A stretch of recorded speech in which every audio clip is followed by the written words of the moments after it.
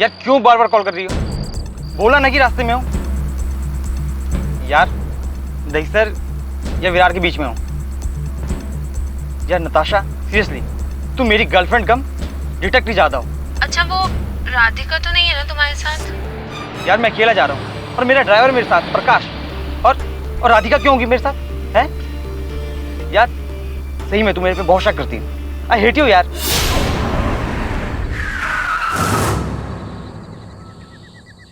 क्या हो प्रकाश? रितेश बाबू, सामने रोड पर कोई पड़ा है, लगता है कि एक्सीडेंट हुआ है। आप बैठिए, मैं देखता हूं।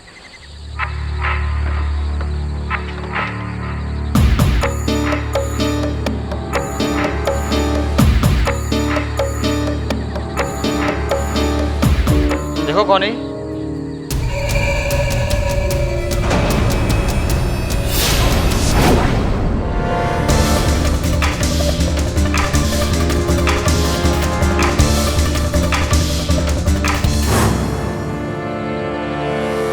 कौन है तुम लोग? चुप रह साले, छेची छेड़ डाल दूंगा। रितेश बाबू इधर ही ठोक दूंगा तेरे को, चुप कर। ये बोल ले, इस हीरो के बाप को फोन कर, बोल देना 2 घंटे में फोन आएगा। और अगर पुलिस को इंतजाम किया ना, समझदार है तू।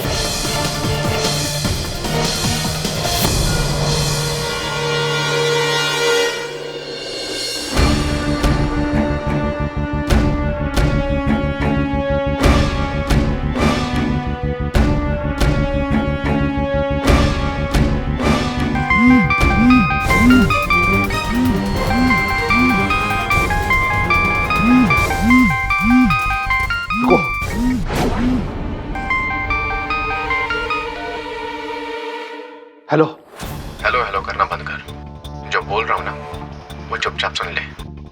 कल शाम तक अगर हमको 25 लाख नहीं पहुंचे ना तो अपने बेटे की लाश लेके जाना किसी गटर से। मेरी बात सुनो, तुम दिल्ली तक पहुंचा मेरे बेटे को हाथ भी लगाया ना तो मैं। और नाटक करना बंद कर, अभी तक जिंदा है वो।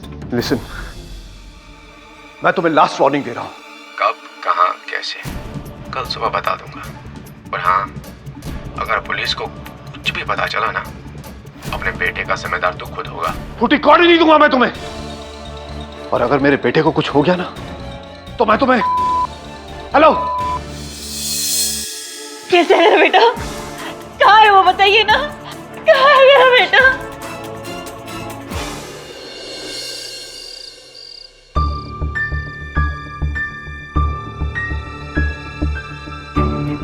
सिर्फ 25 लाख? Are you sure? मैं तो कहती हूँ दे दो उन्हें 25 लाख। चाहते तो मुझसे करोड़ों में मांग सकते थे। मुझे तो लगता है ये कोई नए सीखे हुए अनाड़ी से चोर है। कमिश्नर को फोन करके अभी ठिकाने लगा। क्या कर रहे हैं आप?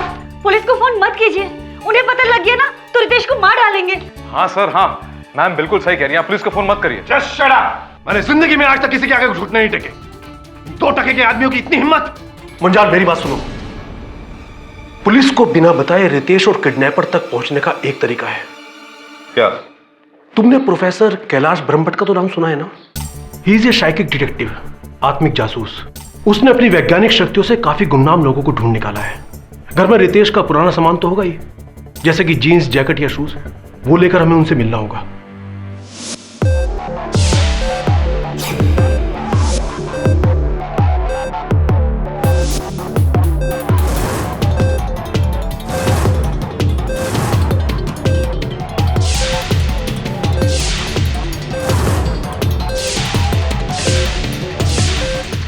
हो क्या रहा है? मुझे लगा हम किसी जासूस से मिलने आए हैं, ये तो कोई साइंटिस्ट सा लग रहा है। आपके बेटे का कद 5 फुट 9 इंच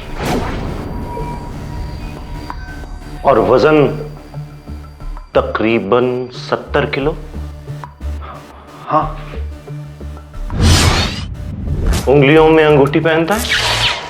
जी। पुखराज। और गले में किसी मोटी धातु, सोने की चीज?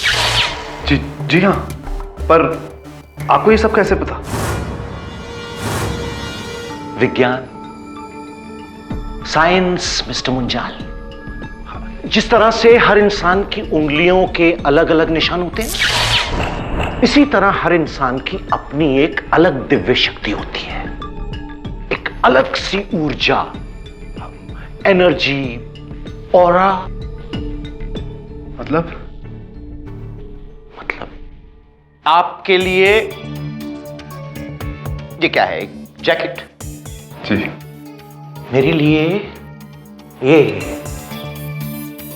ये आपके बेटे का प्रतीक है।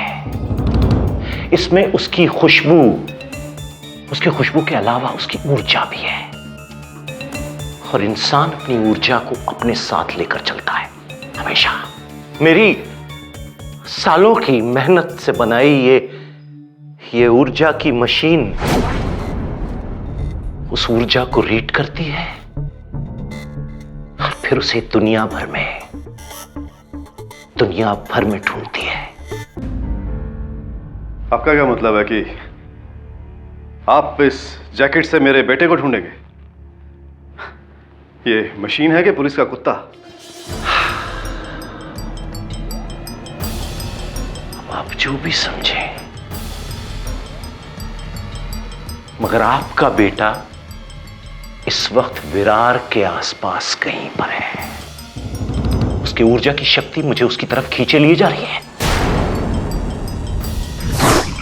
विरार की खाड़ी, और खाड़ी के पास एक इलेक्ट्रिकल का बड़ा सा tower, very big, strong electrical vibrations.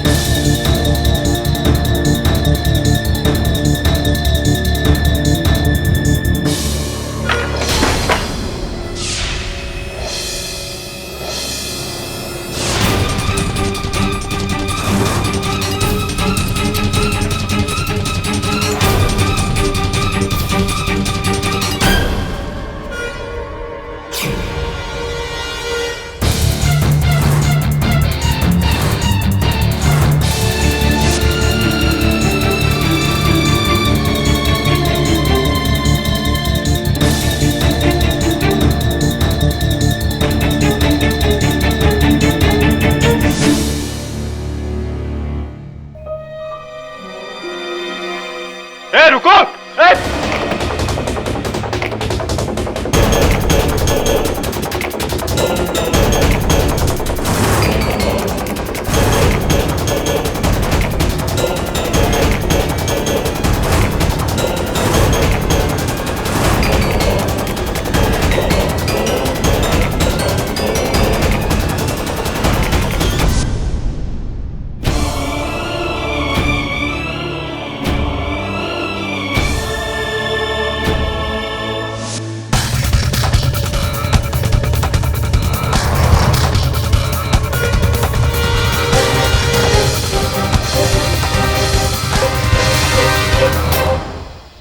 ये आपके बेटे किडनैपर।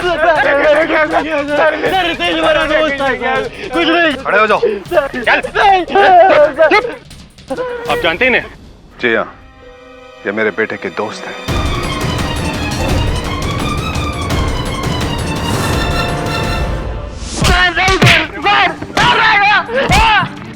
सर नहीं मारा। सर मैंने रमेश को नहीं मारा सर। तो किसने मारा?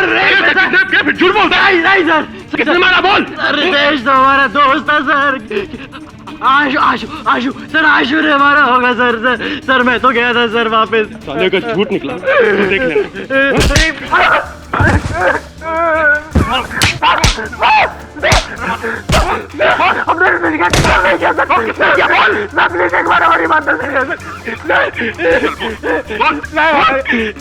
ये पूरा मिनट रितेश का था सर। हेलो, हाँ बोल रहा हूँ। ओके। अबे कौन था? यार राघव अन्ना का फोन आया था। कहता है कि अगर संडे तक पैसा नहीं मिला तो उठा लेगा। यार मेरी तो बैंड बज गई है यार, कहाँ से लाऊं मैं 20 लाख? तेरे बाप के पास इतना सारा पैसा है, कब खर्च करेगा वो कंजूस देगा। अगर उसे पता भी चला ना कि किसी भाई से मैंने पैसा लिया है तो खुद फोन करके कहेगा कि उठा ले मेरे बेटे को। भाई इतना पैसा 20 लाख रुपया कहाँ से लेके आएगा तू? यार एक तरीका है, इससे पहले कि राघव वरना मुझे किडनैप करे तुम लोग कर लो। क्या क्या पागल हो गया क्या? कोल्ड ड्रिंक चढ़ गई है तुझे? यार 20 लाख अन्ना को दूंगा और 5 लाख अपने। अगर पकड़े गए ना कुछ नहीं होगा यार, सैटरडे को मैं गुजरात जा रहा हूँ, डैड का कोई बिजनेस काम है, बस तुम लोग रास्ते मुझे उठा लेना। देख यार एक चांस है बस। रितेश साले उसके मरने के बाद सारा बिल उसमें पड़ रहा है। एक अमीर लड़के को फंसाकर और जब पुलिस को आता देखा तो घबरा के उसे मार दिया। सालों के लिए जेल में सड़ा दूंगा, समझा?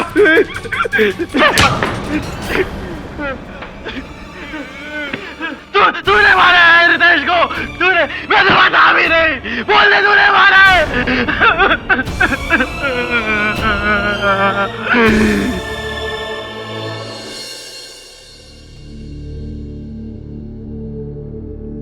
केडी साहब अब तक नहीं आए? पता नहीं केडी से कहाँ रह गए। नो प्रॉब्लम, मैं बाद में आ जाता हूँ। Alright, sure. Wow, the man himself, Mr. K.D. Pathak. Myself, Professor Kailash Brahmabhat. Professor साहब आइए आइए बैठिए, कहिए क्या कर सकता हूं मैं आपके लिए? But let me say, Mr. Pathak, कि आपके अंदर एक अनोखी किस्म की ऊर्जा है, बहुत ही शक्तिशाली, वेरी पॉजिटिव ऊर्जा? हाँ, ऊर्जा की शक्ति ऐसी होती है। और मैंने प्रोफेसर कैलाश ब्रह्मभट्ट ने अपने सालों की स्टडी के बाद इस ऊर्जा की शक्ति को नापने और जांचने का पूरा अध्ययन किया है। साइकिक डिटेक्टिव्स के बारे में तो पढ़ा होगा आपने। हाँ पढ़ा भी है और कुछ टीवी शोज भी देखे थे इस पर। विदेश के मैं नहीं जानता था कि भारत में भी इस कला का प्रयोग किया जाता है। इस बात का मेरे साथ क्या लेना देना है? 4 दिन पहले मुंबई के एक बहुत बड़े डायमंड ट्रेडर मुंजाल के बेटे रितेश को अगवा किया गया। हाँ पढ़ा था। और उसके बाद पुलिस को उसकी लाश मिली। लेकिन जिन दोनों लड़कों को पुलिस ने अरेस्ट किया है वो बेगुनाह है। ये आप किस आधार पर कह रहे हैं? क्योंकि जब मैंने पढ़ा था अखबार में कि पुलिस के पास उनके विरुद्ध साक्ष्य है। जरूर होंगे, मगर ये नहीं होगा। ये रुमाल मुझे उसी कमरे से मिला जहां से पुलिस को रितेश की लाश मिली थी।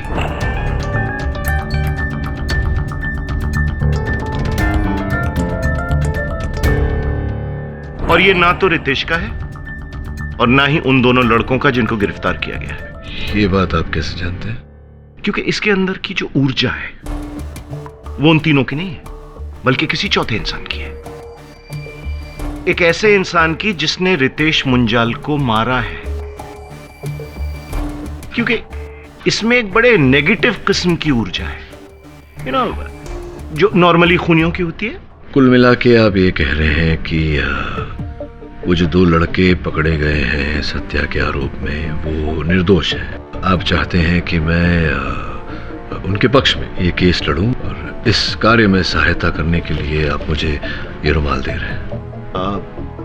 जी हाँ, ठोस सबूत है। बट अगर आपको चाहिए तो अपनी कला के आधार पर मैं आपको इससे भी अगला ठोस सबूत दूंगा। मुझे थोड़ा समय दीजिए। But I want you to take this case. ठीक है professor Brahmbhatt, I'll see what I can do. Thank you so much. Sir मैं आपको बताता हूँ उस रात क्या हुआ था, उसके बाद आप भी समझिए कि हमने खून किया है या नहीं।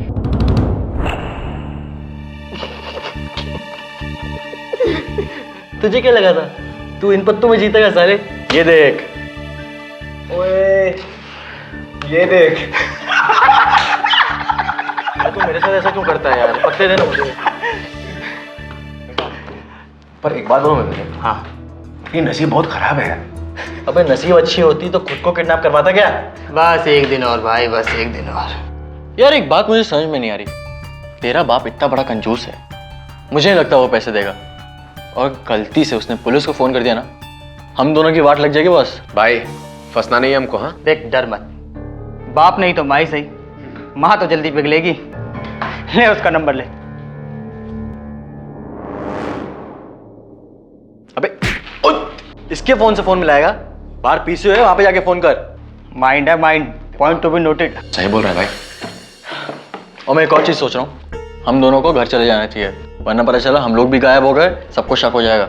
सही बोल रहा है भाई। शक हो जाएगा उन्हें। माइंड है। चल चलते हैं यार, चल कल मिलते हैं। सर और फिर हम गांव के मार्केट गए और वहां के पीसीओ से हमने रितेश की माँ को फोन किया और कहा कि पैसे लेकर विरार के मकान में आ जाए।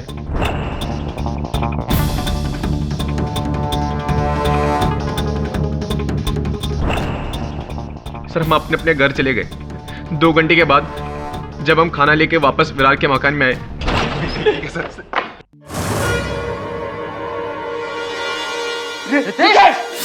रितेश मेरे गाल में कुछ प्रॉब्लम हो जाएगी। इतना मत कर यार, सांस भी नहीं ले रहा है।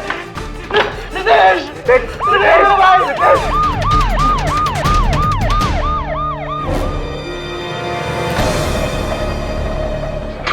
पुलिस, अमन, अमन पुलिस, पुलिस पुलिस, राजू भाग। सर हम तो वहां से भाग रहे थे, पुलिस वालों ने हमें देख लिया और यहाँ ले आए। सर प्लीज हमारा केस लीजिए, प्लीज सर, सर हमें बचा लीजिए सर प्लीज। रितेश हमारा दोस्त था सर, हम उसके साथ ऐसा क्यों करेंगे? हम माना हमने बेवकूफी में उसकी मदद करी, लेकिन उसका खून नहीं करेंगे सर।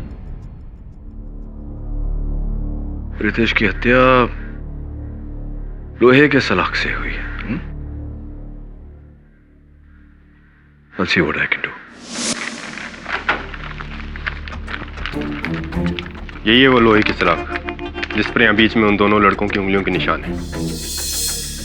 बीच में इसके छोर पर है? नहीं, लेकिन छोर पर काली मिट्टी लगी हुई है, केस तो नहीं बनता।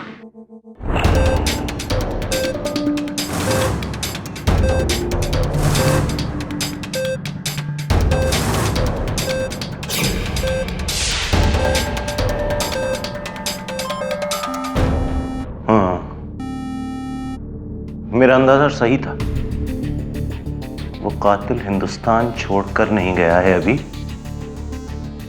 और कहीं पनवेल और चेंबूर के इलाके के बीच में है, क्योंकि उसकी ऊर्जा मुझे वहां खींच रही है। कद 5 फुट 8 इंच, रंग सांवला और हाथ में नीलम की अंगूठी। ये तो कोई भी आदमी हो सकता है। हाँ, या फिर औरत। Yes sir. ठीक है सर, मैं आज ही वहां चला जाता हूं। Bye sir. Good news professor Brahma Bhatt, KD sir ने केस ले लिया। वो तो लेना ही था, मेरे जीनियस को उन्होंने पहचान जो लिया।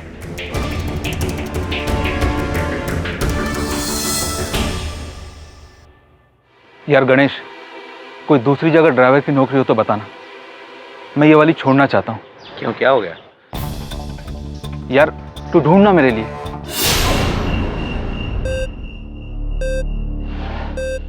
उस कातिल की नेगेटिव वाइब्रेशंस इस पूरे कमरे में मौजूद है। उसने यहां की लगभग हर चीज को छुआ है, लेकिन बहुत चालाक है। सारे सबूत मिटाने की कोशिश की गई है। ये सब आपको अपने इस मेटल डिटेक्टर से पता चल रहा है। मेटल डिटेक्टर नहीं है, मोबाइल ऑरा डिटेक्टर, जिससे मैं उस कातिल की नेगेटिव हाँ जो भी है, लेकिन जो भी करना है जल्दी कीजिए। वैसे भी अदालत इन सब चीजों को नहीं मानती, और अगर कुछ ढूंढना है तो कुछ ठोस सबूत ढूंढिए। ये ठोस है। बाल? वो भी लड़की का, जबकि इस पूरे घर में सिर्फ लड़के थे। मैंने कहा था ना लड़की भी हो सकती है। I said it. Let me check. Yes, ये बाल जरूर उस कातिल का है। Very strong negative vibrations, very strong. Dave, इस बाल का डीएनए टेस्ट करवाना होगा अदालत में इस केस के जाने से पहले। ये केस बिल्कुल साफ है, इसमें शक की कोई गुंजाइश नहीं है। इस रॉड पर इन दोनों लड़कों के उंगलियों के निशान हैं। ये मिस्टर अमन लोढ़ा और ये आशु सक्सेना। ये इसकी रिपोर्ट है सर। मिस्टर झा, आपका कहना है कि इस रॉड पर, इस सलाख पर इन दोनों की उंगलियों के निशान हैं। जी हाँ। किंतु फोरेंसिक्स का कहना है कि रितेश मुंजाल पर एक ही बार घाव किया गया था, प्रहार किया गया था। तो फिर इस पर दो लोगों की उंगलियों के निशान कैसे आए? दोनों ने एक साथ उठाकर तो वार किया नहीं होगा। दोनों ने बारी बारी मारा होगा ना एक ही निशाने पे। नहीं मिस्टर झा, आप सुन नहीं रहे। फोरेंसिक्स ने ये कहा है कि वार एक ही बार हुआ है। और वैसे भी कहाँ पाए गए उंगलियों के निशान इस सलाख? रॉड के बीचों बीच। अच्छा, रॉड के बीचों बीच। अब मिस्टर झा, मुझ पर वार करिए ना, असल में नहीं, नकली वार करिए। नहीं, यूं नहीं। आपने कहा कि उंगलियों के निशान रॉड के बीचों बीच पाए गए, बीच में पकड़िए।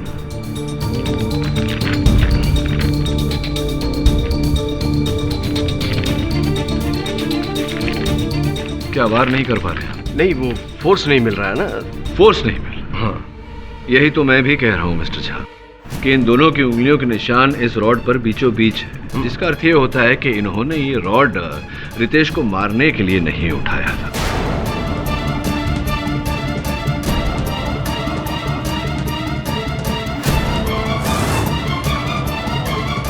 क्योंकि आप ही ने कहा अगर रॉड को बीच से पकड़ा जाए तो फोर्स नहीं मिलता मारने के लिए, और अगर इन्हें मारना होता तो रॉड को छोर से उठाते, लेकिन छोर पे कोई उंगलियों के निशान नहीं है। लोहे के दूसरे सिरे पर उंगलियों के निशान थे? नहीं, उंगलियों के निशान नहीं है योर ऑनर, लेकिन थे, पोंछ दिए गए योर ऑनर, इस रुमाल से, जो रुमाल प्रोफेसर ब्रह्मभट्ट को वहां से मिला। तो आप कैसे यकीन से कह सकते हैं कि इसी रुमाल से ये निशान पहुंचे गए हैं? क्योंकि इस रुमाल पर काली मिट्टी लगी हुई है, वही काली मिट्टी जो इस सलाख के छोर पर लगी हुई है, जिस सलाख से उसी कमरे में पड़ी काली मिट्टी को खोदा गया था। अब कनेक्शन बनता है या नहीं? लेकिन मिस्टर पाठक, जितना मैं जानता हूं और जितना ये पुलिस जानती है कि इन दो लड़कों ने अपने अमीर दोस्त को किडनैप किया। जब उसने भागने की कोशिश की तो इन दोनों ने इसी रॉड से उसे मार डाला। अब इसके अलावा आपके पास कोई तीसरा एंगल है तो आप बताइए, वरना केस खत्म। तीसरा एंगल तो नहीं है योर ऑनर, तीसरा व्यक्ति है मेरे पास, वही व्यक्ति जिसके सर का बाल वहां मौका वारदात पर पाया गया। ये बाल फोरेंसिक्स के अनुसार योर ऑनर रितेश की गर्लफ्रेंड नताशा का है, जिनको मैं कटघरे में बुलाने की अनुमति चाहता हूँ। सर, ये सच है कि मैं रितेश से उस दिन विरार क्रीक के उस घर में मिली थी, क्योंकि मैं बॉम्बे से ही उसका पीछा कर रही थी। ओह, तो आप भी इस किडनैपिंग के प्लान में शामिल थी, हैं? नो सर, उस किडनैपिंग का तो मुझे कुछ आइडिया भी नहीं था। मैं रितेश को फॉलो कर रही थी क्योंकि मुझे उस पर डाउट था कि का मेरे अलावा भी किसी और से अफेयर है। और फिर उस रात रितेश, कहाँ पहुंचे तुम? यार क्यों बार बार कॉल कर रही हो? दहिसर या विरार के बीच में हो। यार नताशा, सीरियसली तुम मेरी गर्लफ्रेंड कम डिटेक्टिव ज्यादा हो। ओके। अच्छा, वो राधिका तो नहीं है ना तुम्हारे साथ? यार मैं अकेला जा रहा हूँ और मेरा ड्राइवर मेरे साथ प्रकाश। सही में तुम मेरे पे बहुत शक करती हो। आई हेट यू यार।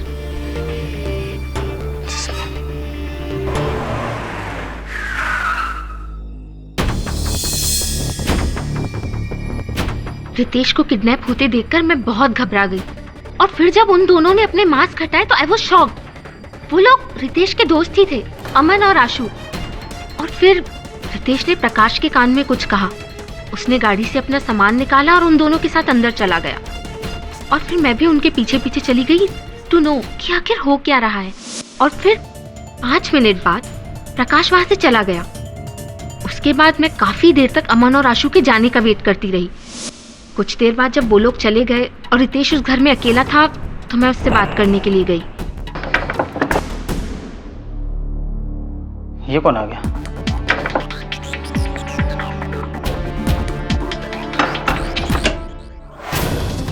नताशा तुम? रितेश यहाँ क्या हो रहा है? मैं सब बताऊं तुम्हें। तुम मेरा पीछा कर रही थी ना? अरे लिसन, पीछा कर रही हूँ वो बात की बात है damn it. You tell me what is going on here. Ashu और अमन तुम्हें किडनैप कर रहे हैं। प्रकाश उनसे मिला हुआ है यार, चल क्या रहा है? देख मैं सब बताता हूँ। चल पहले बैठ तो। चल आके बैठो। क्या? सर फिर रितेश ने वहाँ बिठाकर मुझे अपना पूरा प्लान समझाया कि वो ये सब अपने डैड से पैसे ऐंठने के लिए कर रहा था। मैं खुश नहीं थी उसकी प्लानिंग से, पर मन में एक सुकून था कि किसी और लड़की का चक्कर नहीं था। बस सर फिर उसने मुझे कन्विंस किया और मना भी लिया कि मैं ये बात किसी को नहीं बताऊं। और फिर आई प्रॉमिस्ड हिम और मैं वहाँ से चली गई। चली गई? हाँ, मुंबई अपने घर। ये बात आपने पुलिस को नहीं बताई? सर मुझे बहुत डर था कि कहीं वो लोग उल्टा मुझी पे डाउट न कर ले। मैं इसीलिए चुप रही। बट ट्रस्ट मी सर, सच यही है कि जब मैं वहाँ पर थी तो रितेश जिंदा था। उसे किसी ने मेरे जाने के बाद ही मारा होगा। ये रुमाल आपका है? नो सर, मेरा नहीं है। आपने कहा था कि आपने रितेश के ड्राइवर प्रकाश को भी वहां देखा था इनके साथ मिले हुए। साहब राम कसम, हमको उस प्लान के बारे में कुछ भी मालूम नहीं था। वो तो जब उन अगुवाइयों में से एक ने हमें फ़ोन दिया तो हमने उसके हाथों में लिपटा हुआ वो माला देख लिया। ऐसी माला तो अमन भैया पहनते। कहीं अमन बाबू, अमन भैया आप तो नहीं? अमन भैया आप? आशु भैया? फिर रितेश बाबा ने हमें प्लान बताया और हमें लालच दिया कि अगर हम चुप रहेंगे तो हमें भी 50,000 देंगे। सच कहिए तो हम लालच से ज़्यादा डर गए थे, इसलिए हम चुप रहे। ये सच कह रहा है सर। असल में प्लान ये था कि प्रकाश रितेश की किडनैपिंग में आई विटनेस बनेगा, लेकिन उसने हम दोनों को पहचान लिया, इसलिए हमें उसे भी अपने प्लान में शामिल करना पड़ा। जी साहब, और जब रितेश बाबा का कत्ल हुआ तो हम चुप हो गए। असल में हम बहुत डर गए थे। हमें लगा कि कहीं उंगली हम पर ना उठ जाए, लेकिन हम जज साहब, हम सच कह रहे हैं, हमने रितेश बाबा को नहीं मारा। ये रुमाल? नहीं साहब, ये हमारा नहीं है, इनका होगा। इन दोनों ने ही कुछ किया होगा। मैंने नहीं, इसने।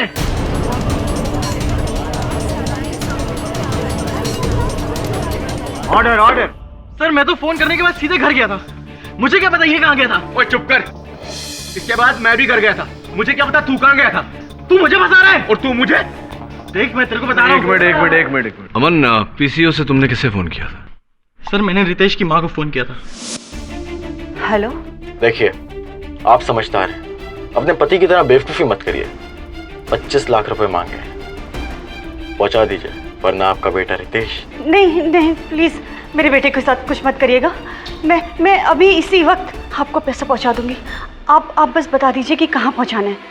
2.5 घंटे में विरार क्रीक के पास एक इलेक्ट्रिक पोल है, वहीं पे। Virar creek electric tower? जी मैं पहुंचा दूंगी। आप बस मेरे बेटे को छोड़ दीजिएगा। हाँ, मुझे इसका फ़ोन आया था।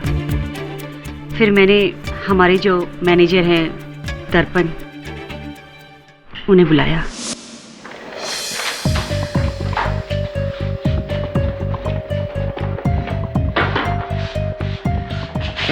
ये क्या मैम? ये पैसे अभी लेकर जाओ। मैम लेकिन सर ने तो कहा था कि नहीं करना है। उन्हें इस बात की खबर नहीं होनी चाहिए। उन्हें पता चल गया ना तो पुलिस को बुलाकर रितेश की जान और मुश्किल में डाल देंगे। उससे पहले तुम मेरे बेटे की जान बचा लो। जाओ दर्पण। ठीक है मैम, आप फिक्र मत कीजिए, मैं भी चाहता हूँ। और फिर मैडम जी के कहने पर 25 लाख रुपए का बैग लेकर मैं विरार क्रीक पहुंचा।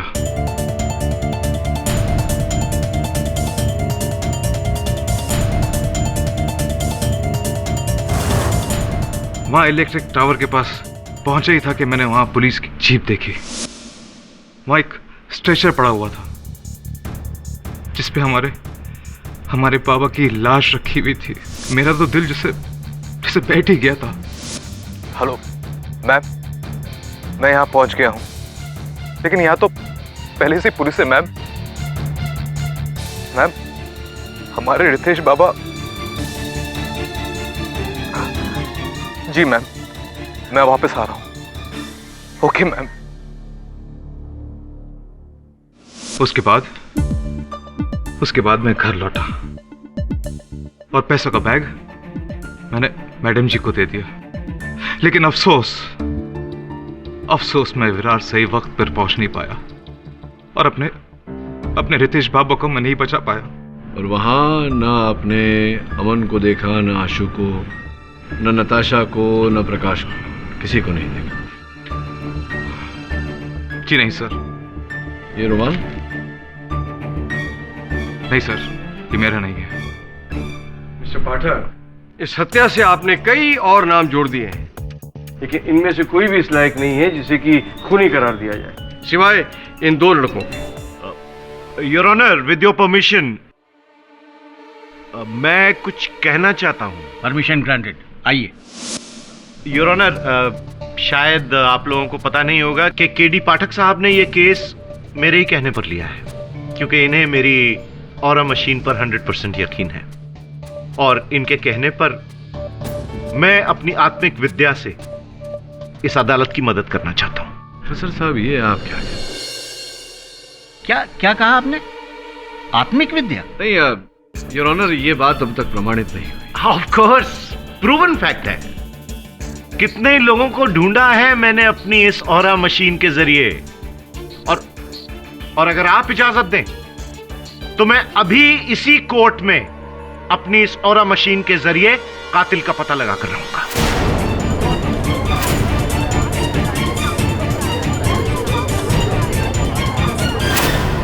प्रोफेसर साहब, क्या कर रहे हैं आप? Please, if you give me 1 chance. देखिए प्रोफेसर साहब, ये कोई तरीका नहीं है। नहीं। क्यों? मिस्टर पाठक, आप भी तो इनके साथ हैं। इन्हीं की वजह से तो आपने केस लिया है। मैं भी देखना चाहूंगा कि ऐसा कौन सा इनके पास जादुई चिराग है जिससे केडी पाठक भी मुतासिर हो गए। योर ऑनर, मैं आपसे दरख्वास्त करूंगा कि प्रोफेसर को अपना हुनर दिखाने का मौका दिया जाए। योर ऑनर, इस रुमाल में उस कातिल की बुरी ऊर्जा है और मेरी ये मशीन, ऑरा मशीन, इसके जरिए मुझे उस कातिल की नेगेटिव वाइब्रेशंस तक पहुंचाएगी, नेगेटिव ऊर्जा तक पहुंचाएगी। और मेरी मशीन बता रही है कि वो कातिल इस वक्त इसी कोर्ट में मौजूद है।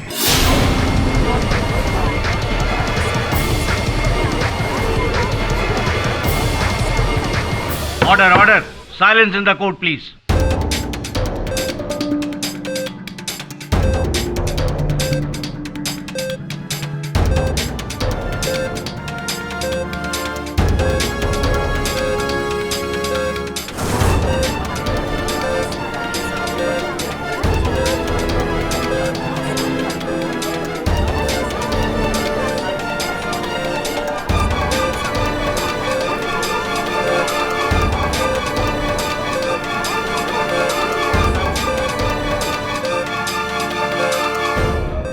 अरे ये क्या?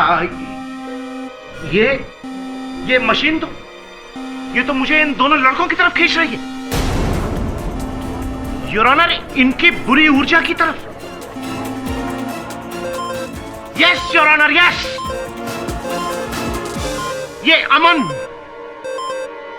अमन है रितेश मुंजाल का असली कातिल।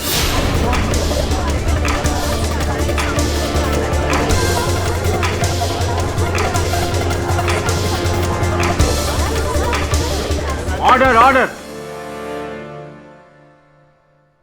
आई am sorry, I am very sorry mister Pathak.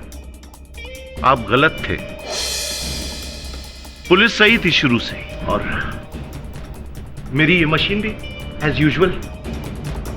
Your honour, किसी तरह मेरी ये मशीन अप्रूव करवा दीजिए, फिर देखिए मैं और मुंबई पुलिस हर कत्ल का पता चुटकियों में लगा लेगी, मेरी कला का सहारा लेकर। क्यों मिस्टर पाठक, अब ये तो अपनी कला का प्रदर्शन करते रहेंगे, लेकिन आप कैसे साबित करेंगे कि इन दोनों ने रितेश का कत्ल नहीं किया है? से प्रोफेसर ब्रह्मभट्ट एक नंबर का दल बदलू निकला, हमारे पास केस लेकर आया और अब हमारे खिलाफ ही बोल रहा है, सिर्फ अपना उल्लू सीधा करने के लिए। वरुण, प्रोफेसर ब्रह्मभट्ट के बोलने या न बोलने से कुछ नहीं होता।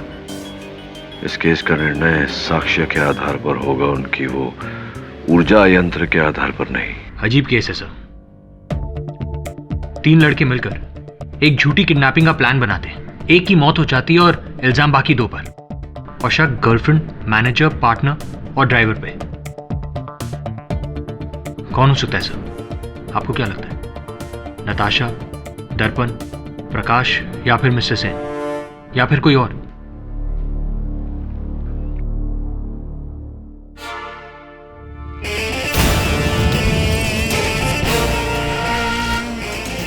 हमें किसी ऊर्जा यंत्र की आवश्यकता नहीं।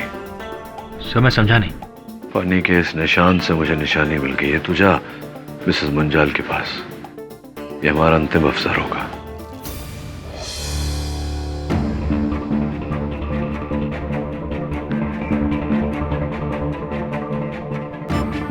ये है वो खाली बैग जिसमें मैंने दर्पण के हाथ वो 25 लाख भेजे थे। Thank you. डॉक्टर ब्रह्मभट्ट, आपको पूरा यकीन है कि कातिल अमन ही है? ऑफ कोर्स, मेरे ऊर्जा की साइंस कभी भी गलत नहीं होती है, और मैंने ही मिस्टर मुंजाल को उनके बेटे तक पहुंचाया था, वहां विरार क्रीक में।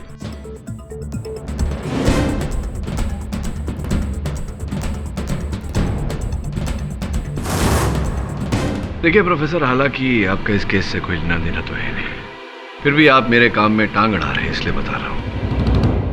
अमन ने मिसेस मुंजाल को फोन किया था और कहा था कि रात 10:20 पर वो बैग लेके, पैसों भरा बैग लेकर के विरार पहुंच जाए इलेक्ट्रिक टावर पर। तो और ठीक 10 मिनट बाद मिस्टर मुंजाल और उनके business partner mister Shamik Sen professor Brahmbhatt के पास गए। क्यों मिस्टर सेन?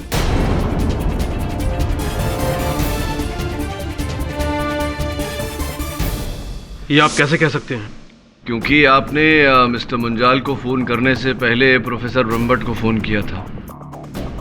ये मैंने ही आपके फोन कॉल के रिकॉर्ड्स कहते हैं।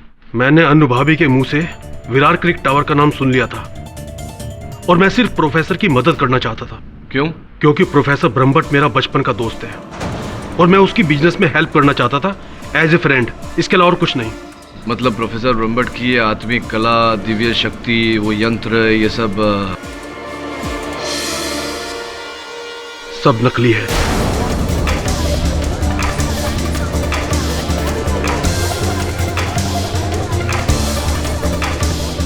योर ऑनर, ये मेरी काबिलियत पर कीचड़ उछाल रहा है। वो डिब्बे की मशीन नहीं है, टीन के डिब्बे की। मेरी कला है, मेरी काबिलियत, जिसको एक दिन मैं प्रूफ करके दिखाऊंगा। ऑर्डर, आप बैठ जाइए। ये मेरे पास क्यों आए थे केस लेकर? क्योंकि प्रोफेसर ब्रह्मभट्ट पब्लिसिटी का भूखा है। वो जानता था कि ये केस आपके पास आएगा तो आपके कंधे पर रखकर उसको फ्री की पब्लिसिटी मिल जाएगी। केस सोल्व आप करेंगे और वो लोगों को बताएगा कि उसने ये केस सोल्व किया है, जबकि उसका असली मकसद सिर्फ यही था, किसी भी तरह अपनी नकली टीन के डिब्बे को कानूनी मान्यता दिलवाना, इसके अलावा और कुछ नहीं। आप अपने इस आत्मिक कला को प्रमाणित कीजिए। मैं अदालत में यह प्रमाणित कर देता हूं कि असल हत्यारा कौन है। योर ऑनर, मैं मिस्टर मुंजाल के मैनेजर दर्पण जी को कटघरे में बुलाने की अनुमति चाहता हूं। इजाजत। यही बैग था दर्पण जी, जिसमें रुपए लेकर आप उस रात रितेश जी के अपहरणकर्ताओं के पास गए थे विरार। जी सर। मिस्टर पाठक, इस बैग का रितेश के कत्ल से क्या ताल्लुक है? लेना देना ये है कि आपने कहा था कि आप वहां पहुंचते ही बैग लेकर लौट गए थे। आप कमरे के अंदर गए नहीं थे, ऐसा आपने पुलिस को कहा। अदालत में भी यही बात कही।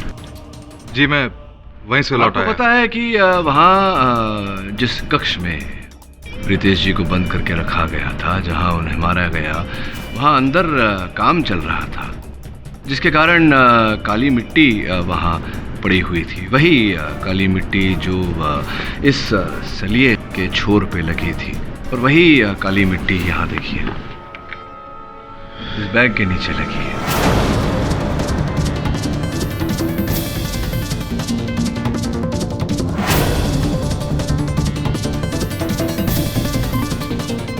इसका अर्थ यह होता है दर्पण जी कि आप झूठ बोल रहे हैं कि आप बाहर से ही लौट गए। आप गए थे अंदर और आप ही ने रितेश जी को मारा है, और आप गए थे उस कक्ष में पुलिस के आने से पहले। ये झूठ है, मैं उस घर के अंदर गया ही नहीं। तो गए ही नहीं तो आपके इस बैग पर काली मिट्टी काली रेत कैसे लगी बताइए। अभी भी अगर आप झूठ बोलना चाहें, बातों को छुपाना चाहें, तो मैं साबित कर सकता हूं कि आपने वो फोन जो मिसेस मुंजाल को किया था रितेश जी की मृत्यु के बारे में बताने के लिए, वो विरार से नहीं, आपने वो फोन अंधेरे से किया था जब आप रितेश जी की हत्या कर लौट रहे थे तब।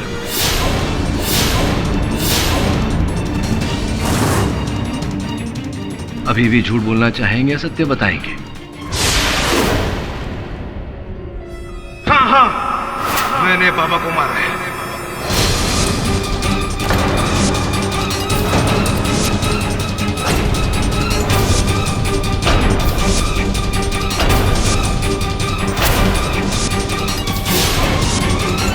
लेकिन मैंने जानबूझकर उसे नहीं मारा।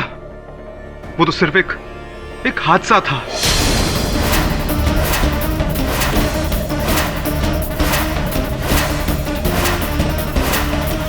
जब मैं बैग लेकर उस घर में पहुंचा तो मैंने बाबा और नताशा की सारी बातें सुन ली थी और झूठी प्लानिंग का मुझे पता चल गया था।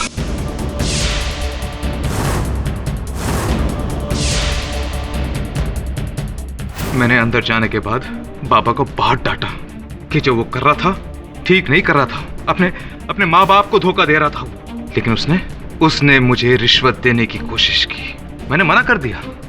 मैंने उससे कहा कि मैं ये सारी बातें सर और मैडम जी को बता दूंगा। फिर उसने मुझसे वो बैग छीनने की कोशिश की, और जब मैंने बैग देने से इनकार कर दिया, सर उसने मुझ पर हाथ उठाया। इतने सालों की वफादारी का इनाम मुझे ये मिला। मेरा दिमाग घूम गया था। मुझे बहुत गुस्सा आया। गुस्से में आकर मैंने बाजू में पड़ी रॉड ली, और वो रॉड मैंने उसके सर पे मार दी, जिससे उसकी मौत हो गई थी। मैं बहुत डर गया, मैं घबरा गया था। फिर मैंने अपने रुमाल से उस रॉड पे फिंगरप्रिंट्स के निशान पूछे, इससे पहले कि किसी को पता चले कि मैंने उसे मारा है। मैं मुंबई भाग आया। सर, मैडम, मैंने जानबूझकर बाबा को नहीं मारा। पराया होकर भी मैं आपका वफादार था। लेकिन बाबा, आपके होकर भी पराए थे। हो सके तो मुझे माफ कर देना। The defense rests, Your Honor. ये अदालत दर्पण कुमार को रितेश मुंजाल के कत्ल के जुर्म में दोषी पाते हुए फौरन गिरफ्तार करने का हुक्म देती है, और आशु सक्सेना और अमन गिल लोधा को इस केस से बाइज्जत बरी करती। The case is closed.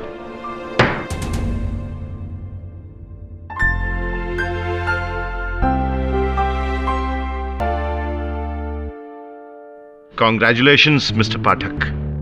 वैसे इसमें कुछ कंट्रीब्यूशन मेरा भी है।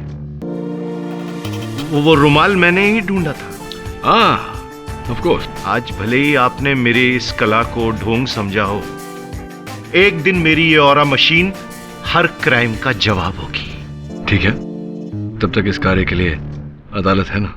ऐसे और भी मजेदार वीडियो के लिए हमारे चैनल को लाइक, शेयर और सब्सक्राइब करें।